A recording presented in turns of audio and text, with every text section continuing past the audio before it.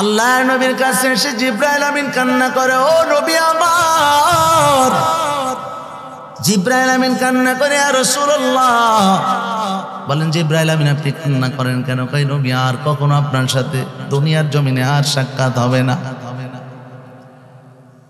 সাথে সাথে ফাতেমা এসে ডাকতে কয়, ও বাবা, দরজার কাছে এমন একজন মানুষ আসছে যাকে আগে কখনো দেখি নাই, জীবনে প্রথম দেখলাম, লোকটা আসার ব্যাপারে অনুমতি চাই। আল্লাহ রাসূল বললেন, ডাক দিছে, আসসালামু আলাইকুম ওয়া রাহমাতুল্লাহ ইয়া রাসূলুল্লাহ ইয়া হাবিবাল্লাহ। রাসূল জিজ্ঞাসা করলেন, মান আনতা, তুমি কে? বলে, আনা আজরাইল। আজরাইল বলার পর রাসূলের কাছে অনুমতি চাই, রাসূল আমি ভিতরে আসতে চাই। আল্লাহ নবী অনুমতি দিলেন। অনুমতি দেওয়ার পর আল্লাহ নবী ডাক দিয়ে কয়, আজরাইল অনুমতি চাইলেন। আল্লাহ নবীকে ডাক দিয়ে কয়, নবী এ পর্যন্ত 313 জন রাসূলকে দুনিয়াতে বিদায় করা হয়। 313 জন রাসূল গেছে, 1.25 লক্ষ নবীদেরকে দুনিয়া থেকে নেওয়া হয়। আজ পর্যন্ত কারো কাছে অনুমতি নেওয়া লাগে নাই। আজকে সর্বপ্রথম আল্লাহ আমাকে বলছে, অনুমতি না নিয়ে ঢুকবা না। আরো জোরে বলেন না, একটা আওয়াজ দিয়ে বলেন না, আল্লাহু আকবার। আল্লাহ তাআলা বলে, ও আজরাইল অনুমতি না নিয়ে ঢুকবা না। ও কেমন নবী পাইলাম, অনুমতি না নিয়ে ঢুকবা না। আজরাইল ঢুকা কয়, রাসূল আল্লাহ বলছে আপনি যদি চান আপনাকে নিব, না চাইলে নেওয়া যাবে না। আল্লাহর নবীকে এই কথা বলার পর আল্লাহর নবী বলে, আজরাইল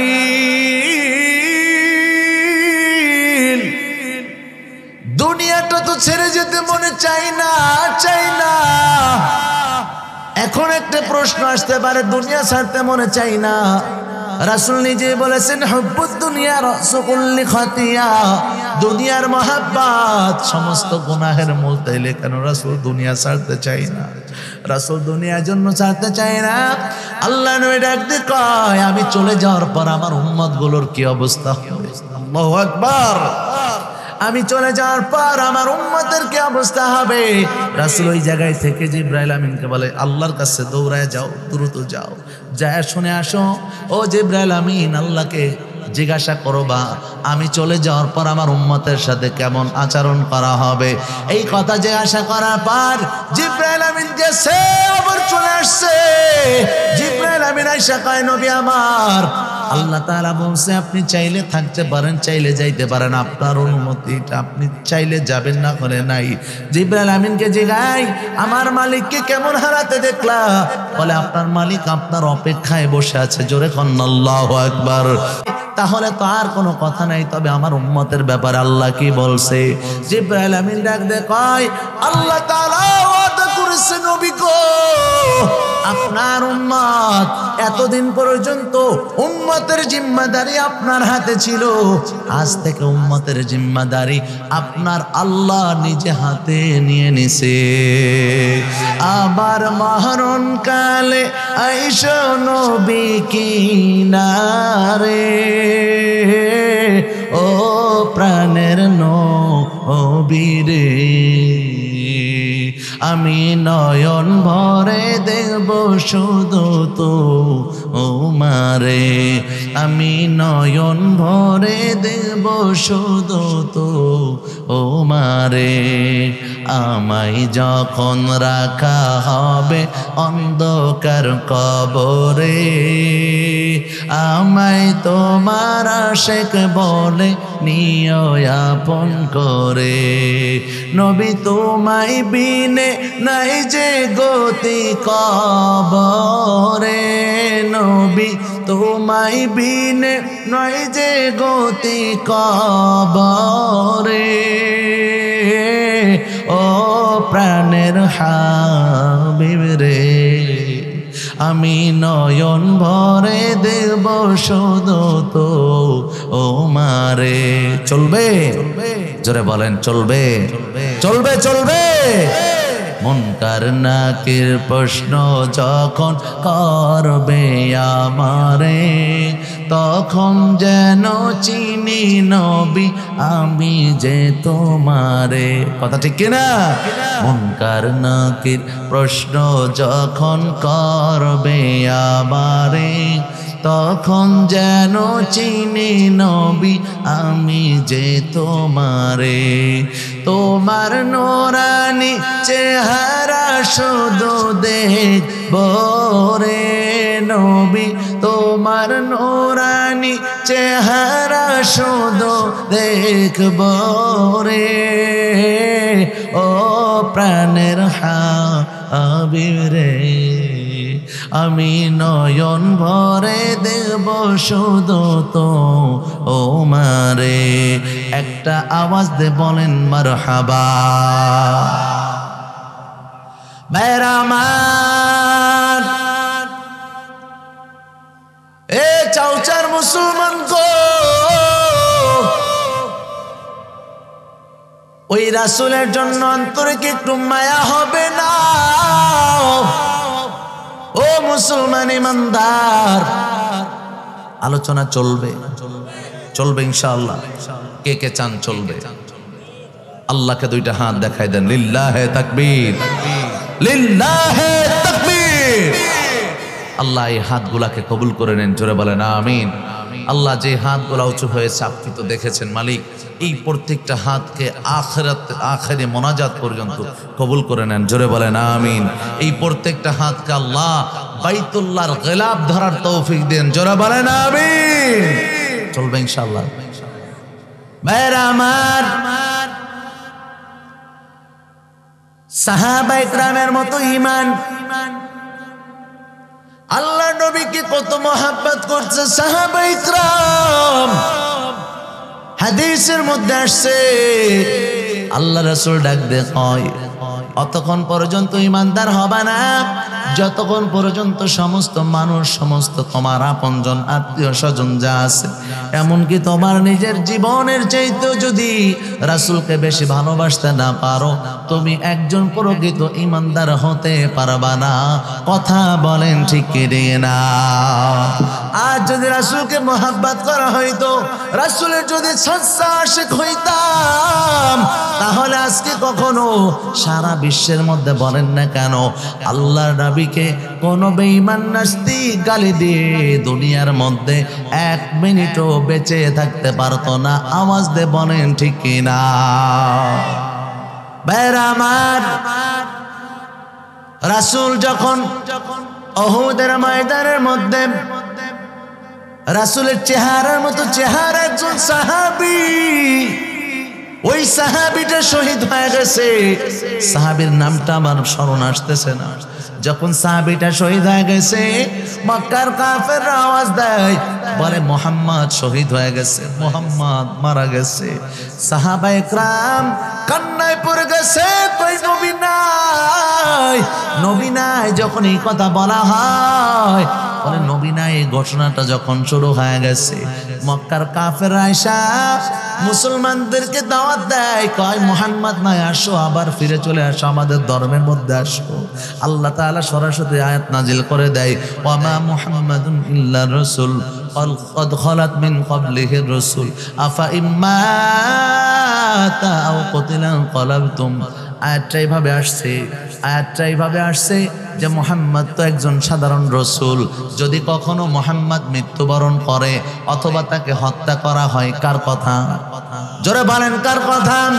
আল্লাহ তাআলা ডাক দিয়ে কয়, তাহলে কি তোমরা পিছনে আবার ফিরে যাবা? এই কথা বলছে আয়াতটা নাজিল হয়। আল্লাহ রাসূল সাল্লাল্লাহু আলাইহি সাল্লাম পিছনে দাঁড়ায় আছে।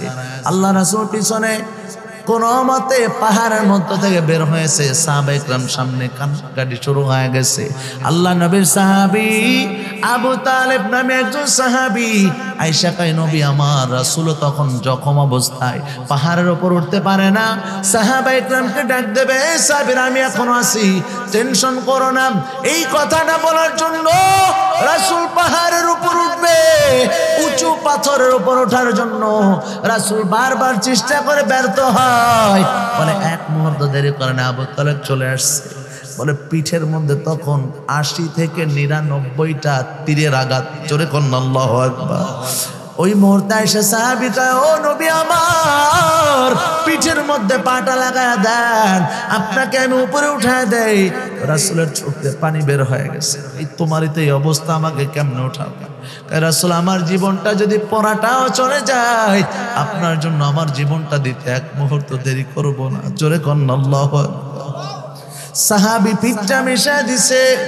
আল্লাহ রাসূল কাঁধের উপরে পা লাগাইয়া উপরে উঠছে। ওঠার পর রাসূল উঠে সাক্ষী দেয়, তাকায় দেখো আমার একজন জান্নাতি সাহাবী। জোরে কন্যা সুবহানাল্লাহ। আরে আমরা ঘটনা শুনছি, আল্লাহর নবীর মহব্বত হানজালা রাদিয়াল্লাহু তাআলা আনহু, হানজালাকে বলা হয়েছে জান্নাত থেকে এনাকে গোসল দেওয়া হয়। এনার ব্যাপারে যখন হাদিস বর্ণনা হয়, গসিল শব্দ ব্যবহার হয়েছে ওনার নামে। ওনার সন্তান থেকে যখন হাদিসগুলো বর্ণনা হয়, বলা হয় রাওয়াহু ইবনে গসিল, অর্থাৎ জান্নাতে গোসলওয়ালা সাহাবীর ছেলে। জোরে কন্যা আল্লাহু আকবার। হানজালা রাতের বেলায় বাসর শেষ করছে, গোসলের মধ্যে ঢুকছে, কানের মধ্যে আওয়াজ, এ নবী নাই, মুহাম্মদ নাই। হানজালা দেরি করে নাই, যখন কানের মধ্যে আওয়াজ আসছে নবী নাই, মুহাম্মদ বিদায় হয়ে গেছে, একবারে উহুদের ময়দানে দিয়ে দৌড় দিতে গেছে। অন্যান্য নারীরা পাগলের মতো দৌড়ায়। কয় দৌড়াও কেন? কয় উহুদের ময়দানে দিয়ে যায়। কয় তোমার স্বামী নাই, মারা গেছে, সন্তান শহীদ হয়ে গেছে, ভাই শহীদ হয়ে গেছে, বাবা শহীদ হয়ে গেছে। নারীরা ডাক দিয়ে কয় বাবা গেছে, সন্তান গেছে, কোনো দুঃখ নাই। ডাক দে বলো আমার নবী এখনো জিন্দা আছেনি। আওয়াজ দে বলো না আল্লাহু আকবার। এ ভাইরা আমার, কি দিয়ে বুঝাবো আল্লাহ নবী আমার? ও মুসলমান ইমানদার, হানজালা গোসল রেখা স্ত্রী ডাক দেখা, হানজালা আল্লাহ নবী তো আপনাকে রুখসত দিয়ে দিয়েছে, পাগলামি না করলেও হয়। ঘরের মধ্যে ঢুকে একটা তরবারি হাতে নিয়েছে, ঢালটা হাতের মধ্যে টান দিছে। টান দে কয় কার জন্য বাঁচবো স্ত্রী গো? রাসূল নাই, রাসূল আমার চলে গেছে। যেই নবী নাই, নবী আমার চলে গেছে। রাসূল যদি দুনিয়াতে চলে যায়, তাহলে কার জন্য আমি বাঁচবো? জোরে কন্না আল্লাহু আকবার। হানজালা একটা ঢাল নিয়ে, তরবারি নিয়ে দৌড়ায় উহুদের ময়দানে, পাগলের মতো দৌড়ায়। দৌড়ায় যাওয়ার পর উহুদের ময়দানের মধ্যে ঢুকে গেছে। শত শত কাফেরের সাথে মোকাবেলা শুরু হয়ে যায়। তরবারির উপর তরবারির আঘাত চলতে থাকে। মোকাবেলা করার পর মোকাবেলা শুরু হয়ে গেছে, মোকাবেলা হয়ে গেছে। কিছু সময় পর হানজালা দুনিয়াতে বিদায় হয়ে গেছে, শহীদ হয়ে গেছে। রাসূলের মহব্বত নিয়ে রাসূল যখন সমস্ত সাহাবীদের লাশগুলাকে এক জায়গায়, শহীদদের লাশগুলা গোছানো শুরু করছে, এমন সময় গায়ের মধ্যে বিবাহের পোশাক পর্দা সহকারে একজন নারী উপস্থিত হয়ে গেছে। আয়েশা কয় নবী আমার, আমি আপনার হানজালার স্ত্রী। ও রাসূল আমার, আপনার হানজালাকে রুখসত দিয়েছেন কিন্তু বাড়িতে থাকে নাই, পাগলের মতো দৌড়ায় চলে আসছে। আল্লাহ নবী কথা বলার পর বলে তাহলে হানজালাকে খুঁজে দেখো, খুঁজে পাওয়া যায় না। রাসূল বললেন তাহলে লাশগুলার মধ্যে খুঁজে দেখো। লাশগুলার মধ্যে খুঁজে দেখে হানজালার লাশটা নাই। হানজালার লাশ খোঁজার জন্য যখন পাই নাই, রাসূল বলেন আহতদের মধ্যে খুঁজে দেখো। আহতদের মধ্যে খোঁজা হয়, আহতদের মধ্যে নাই। না পার পর আল্লাহ নবীকে সাথে সাথে জিবরাইল আমিন চলে আসছে। আয়েশা কয় ও নবী আমার, কার লাশটা খুঁজেন? কয় হানজালার। কয় স্ত্রী এসে বলতেছে রাতের বেলায় ফরজ গোসল হয়েছিল, গোসলটা করে নাই। আল্লাহ মনে হয় নারাজ হয়ে লাশটাকে দুনিয়ার থেকে গায়েব করে দিয়েছে। দুনিয়ার থেকে মনে হয় উদাও হয়ে গেছে, রাগান্বিত হয়ে গেছে। লাশটা মনে হয় সরিয়ে নেওয়া হয়েছে। আল্লাহ নবীকে ডাক দে, কয় নবী আমার, আসমানের দিকে তাকায় দেখেন। আসমানের দিকে যখন রাসূল তাকায় দেখে হানজালার লাশটা সরাসরি জান্নাতের মধ্যে ফেরেশতারা নিজেরা হাতে গোসল দেয়। লাশটা গোসল শুরু হয়ে গেছে। আল্লাহর নবী তাকায় আছে, মুসকে মুসকে হাসে, কয় সাহাবীরা তোমরা দেখো নাই? কিছু সময় পর হানজালার লাশটা রাখা হয়, জান্নাতি কাপড় মাথার মধ্যে, সাহাবায়ে কেরাম হাত দিয়েছে, মাথার মধ্যে ভিজা দেখে। শহীদদের লাশগুলা গোসল দেওয়া হয় না, যেভাবেই মারা যায় ওইভাবেই দাফন করে দিতে হয়, কারণ কিয়ামতের ময়দানে রক্ত মাখা কাপড় নিয়ে জামা নিয়ে উঠবে আর সরাসরি আল্লাহর জান্নাতে চলে যাবে। জোরে কোন সুবহানাল্লাহ। কিন্তু হানজালার ব্যাপারে জান্নাতি গোসল দেওয়া হয়, এই জন্য হাদিসের মধ্যে আসছে হানজালার নামের সাথে আল্লাহ নিজেই লাগাই দিয়েছে গসিল। সুবহানাল্লাহ কোন সাথে তো ওনার সন্তানের ব্যাপারে বলা হয় রাওয়াহু ইবনে গসিল। এই বাসর রাতের মিলনের মাধ্যমে যে সন্তানটা আসে, এই সন্তানটা আসার পর সন্তানটা পরবর্তী যখন হাদিস বর্ণনা করে, কিতাবের মধ্যে এভাবে আসছে রাওয়াহু ইবনে গসিল, গসিলের ছেলে। জোরে কন্যা সুবহানাল্লাহ। এ মুসলমান ইমানদার, আল্লাহ নবীকে আল্লাহ তাআলা ডাক দে, কয় নবী আবার ওয়া ইন্নাকা লাআলা খুলুকিন আযীম। ও নবী, দুনিয়ার মধ্যে আপনার চাইতে শ্রেষ্ঠ চরিত্রওয়ালা কেউ নাই। সুবহানাল্লাহ কোন আল্লাহ তাআলা নিজে ডাক দে, কয় ইন্না ফাতাহনা লাকা ফাতহাম মুবিনা। নবী আপনার জীবনীতে কোনো গুনাহ নাই, যদি কোনো ত্রুটি আগামীতে হওয়ারও সম্ভাবনা থাকে আমি আল্লাহ অগ্রিম আপনাকে ক্ষমার সুসংবাদ দিলাম। জোরে বলেন সুবহানাল্লাহ। ঘটনা বলেছিলাম রাসূল দুনিয়াতে ওয়াফাত হওয়ার ঘটনা স্মরণ আছে? আছে। রাসূলের হাতটা উঁচু হয়ে গেছে। আল্লাহ নবী অনুমতি দেওয়ার পর আজরাইল বুকের মধ্যে হাত রাখছে। রাসূলের বুকের মধ্যে হাত রাখার পর রাসূলের বলে যে অত্যন্ত কষ্ট শুরু হয়ে গেছে। আল্লাহ নবী ডাক দিয়ে কয়, ও আজরাইল, এত কষ্ট কেন হয়? আল্লাহ নবীকে ডাক দিয়ে কয়, নবী জীবনটা বের হতে তো কষ্ট লাগবেই। আজরাইল জিজ্ঞাসা করছে, নবী কারোর কাছে তো আমি জিজ্ঞাসা করি নাই, তবে আপনার কাছে বোঝার জন্য বলি, হুজুর কেমন হালাত, কেমন মনে হয় আমি তো নিজেও জানি না।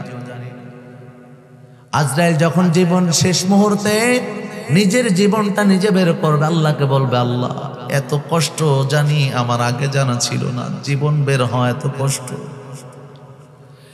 আল্লাহ নবী ডাক দেয়, আজরাইল একটা কাঁচা পশুর গা থেকে চামড়া ছিলে ফেললে যত কষ্ট হয় এমন কষ্ট আমার ভিতরে অনুভব হয়।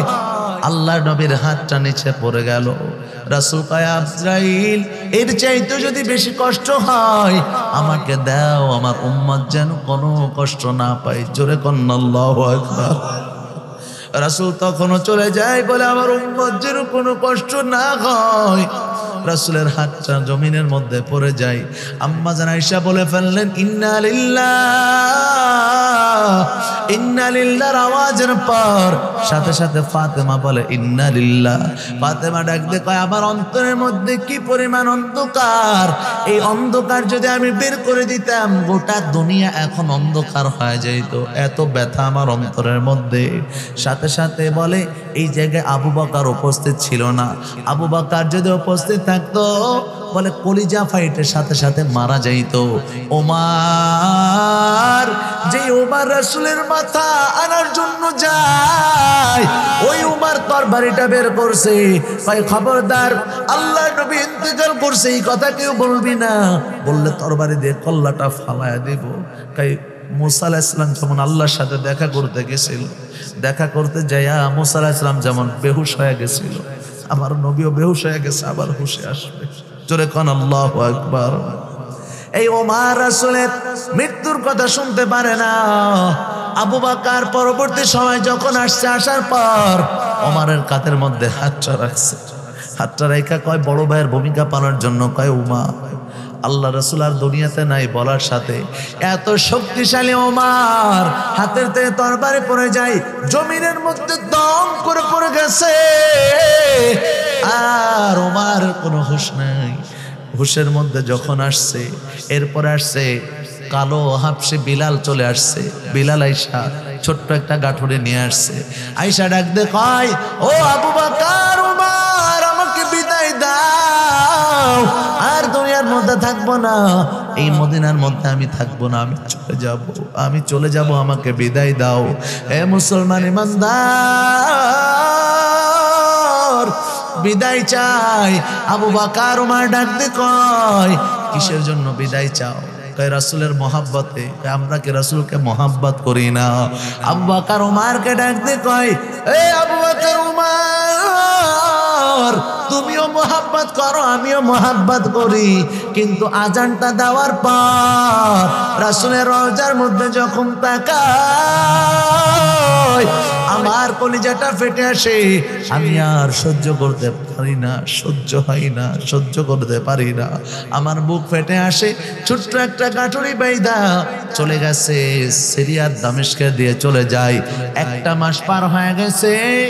একটা মাস পার হওয়ার পর প্রায় 1 মাস পরে আল্লাহ রাসূল তাকে স্বপ্নে দেখা দেয়। রাসূল যদি কাউকে স্বপ্নে দেখা দেয়, এটা সত্য, জোরে কন্যা সুবহানাল্লাহ। রাসূল যখন স্বপ্নে দেখা দেয়, স্বপ্নে দেখার পর কয়, বিলাল, 1 মাস পার হয়ে গেল, একটা বার কি মনে চাই না রাসূলকে দেখার জন্য? জোরে কন্যা আল্লাহু আকবার। আল্লাহ রাসূলের কথাটা শোনার পর বিলাল চলে আসছে কান্না করতে করতে। সংক্ষিপ্ত করছি, রাসূলের রওজার পাশে মাথাটা লাগাইয়া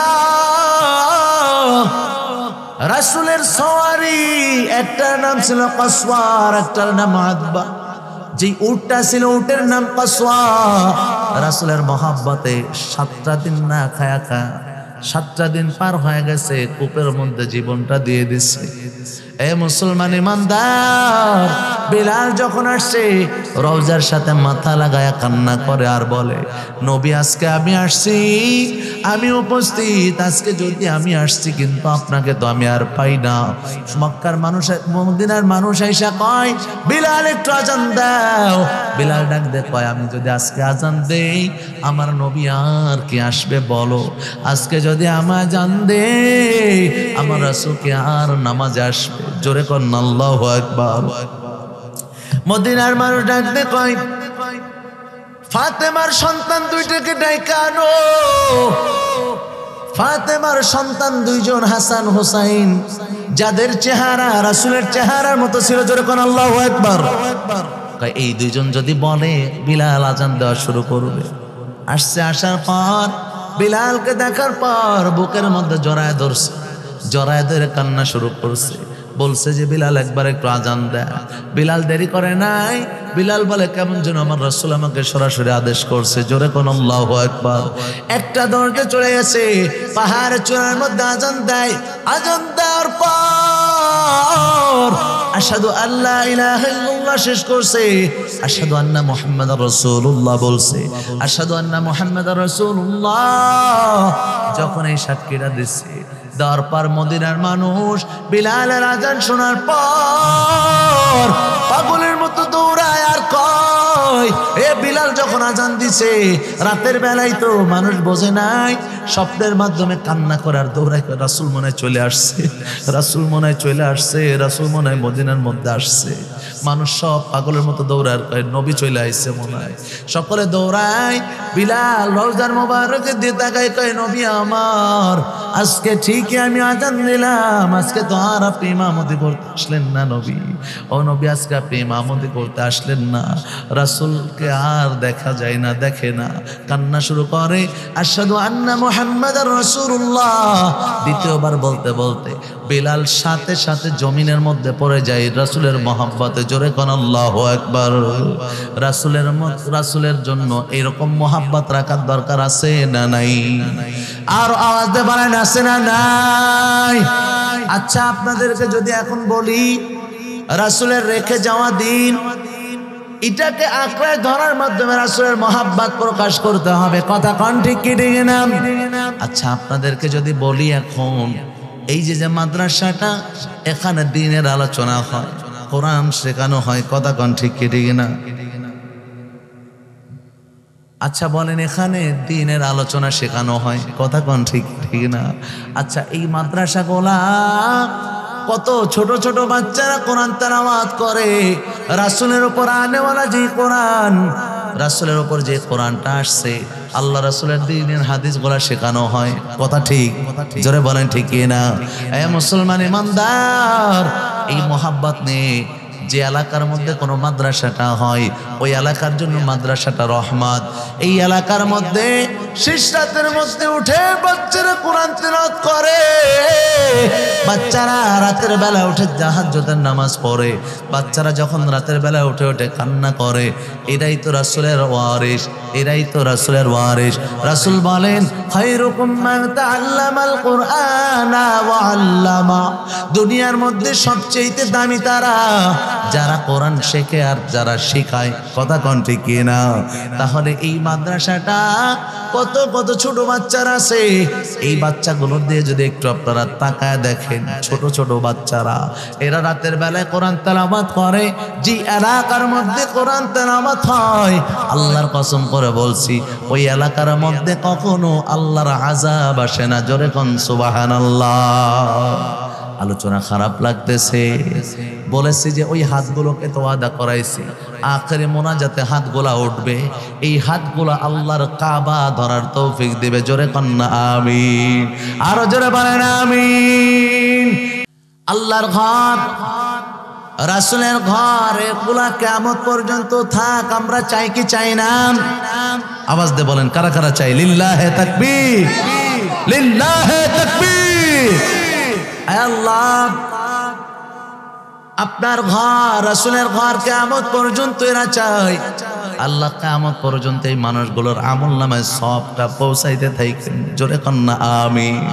এ মুসলমান ইমানদার, সাহাবায়ে কেরাম কত মহব্বত করছে রাসূলকে, কি পরিমাণ মায়ার, কি পরিমাণ মহব্বত।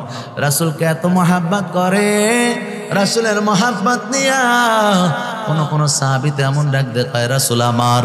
আপনার সাথে রাসূল লাঠি দিয়া কোন সাহাবীর পিঠের মধ্যে ছোট্ট একটা খোঁচা দেয়, ছোট্ট একটা পিটান দেয়। ওই সাহাবী কয়, আল্লাহ যদি কিয়ামতের ময়দানে আমার জিগায় আমার কাছে কি নিয়ে আসছো, আল্লাহর কাছে বলবো, আল্লাহ রে, আমার গায়ের মধ্যে তাকায়া দেখেন আপনার রাসূলের লাঠির খোঁচা আছে, আর যে শরীরের মধ্যে রাসূলের বাড়ির আঘাত আছে, এই শরীরটা আল্লাহর জাহান্নামে পড়বে না। কথা কোন ঠিক কি না? তারা ওসিলা বানাইছে, সাহাবায়ে কেরাম ওসিলা বানাইছে, আমাদের বানানোর দরকার আছে না নাই? জোরে বলেন, আছে না নাই? ওসিলা বানানোর জন্য কোথায় যেতে হবে? মাজারে। জোরে বলেন, কোন বাবার দরবারে। হক আল্লাহওয়ালা আছে না নাই? তবে কোন ভণ্ডদের আশ্রয় বাংলাদেশে হবে না। কথা কোন ঠিক কি না? ভাইরা আমার, সন্তান দেওয়ার মালিক কে? সম্পদ দেওয়ার মালিক কে? সুস্থ অসুস্থ সবকিছুর মালিক কে? এই জন্য সবকিছু আল্লাহর কাছে, দুনিয়ার কারোর কাছে। আল্লাহ যেটা দিতে পারে দুনিয়ার কারোর কাছে চাওয়াটাই শিরিক। কথা কোন ঠিক না? এই জন্য ওসিলা বানানোর দরকার। আল্লাহর কাছে যদি কিয়ামতের ময়দানে কোন আল্লাহ, চাউচামিয়া পাড়া এই জায়গায় মাহফিলে রাতের বেলায় বসেছিলাম, আল্লাহ এই বসাটা যদি আপনার জন্য হয়ে থাকে, আয় আল্লাহ এই ওসিলা আমাকে মাফ করে দেন। আচ্ছা বলেন, এই বসাটার কারণে আল্লাহ আমাদেরকে মাফ করতে পারে কি পারে না? এ মুসলমান ইমানদার, আজকে যদি আপনাদেরকে বলি এখান থেকে ওসিলা বানায় আমরা বাড়ি যাব, পারবো তো ইনশাআল্লাহ? যারা এখানে বসে আছেন অনুরোধ করব বসে থাকবেন। ওঠাওঠি করে যদি পরিবেশটা নষ্ট করে ফেলান, এই পরিবেশটা নষ্ট হওয়ার কারণে, উঠে পরিবেশটা নষ্ট করলে আল্লাহর কিয়ামতের ময়দানে আপনাকে কাঠগড়ায় দাঁড়াতে হতে পারে যে পরিবেশটা নষ্ট করেছেন। আপনি যদি কোনো রকমের সহযোগিতা না করতে পারেন কোনো কথা নাই, তবে এখানে বসে বসে দ্বীনের স্বার্থে, কোরআনের জন্য বসে বসে মানুষকে উৎসাহ দেওয়া যাবে তো ইনশাআল্লাহ। এখানে যদি ওসিলাওয়ালা লোক খুঁজতে চাই, আল্লাহ রাসূলের সে জান্নাতে যাওয়ার জন্য রাসূল আবু বকরকে ডাক দিয়েছে, আবু বকর, ও আবু বকর, ইসলামের জন্য, যুদ্ধের জন্য কিছু আয়ানত প্রয়োজন। আবু বকর আসছে, আবু বকর যা ছিল ছোট্ট একটা গাঠুরি নিয়ে আসছে। আল্লাহ রাসূলের কাছে অন্য অন্য সাহাবীরা এসে কয় আজকে আমরা সম্পদ দিয়ে আবু বকরকে হারায় ফেলবো। আবু বকরকে ডাক দেখা, আবু বকর কি আনছো? ডাক দেখা, ইয়া রাসূলুল্লাহ ইয়া হাবিবাল্লাহ, বাসার মধ্যে যা ছিল সব খুলে নিয়ে আসছি। তাই তোমার ফ্যামিলির জন্য, তাই আল্লাহর আল্লাহ রাসূলকে রেখে আসছি। জোরে কন আল্লাহু আকবার। উসমান 70টা উট বোঝাই করে নিয়ে আসছে। ডাক দেখো আল্লাহ আবু বকরের উপর রাজি হয়ে গেছে, উসমান সেকেন্ড হয়ে গেছে, কিন্তু আবু বকরের মাল অল্প, কিন্তু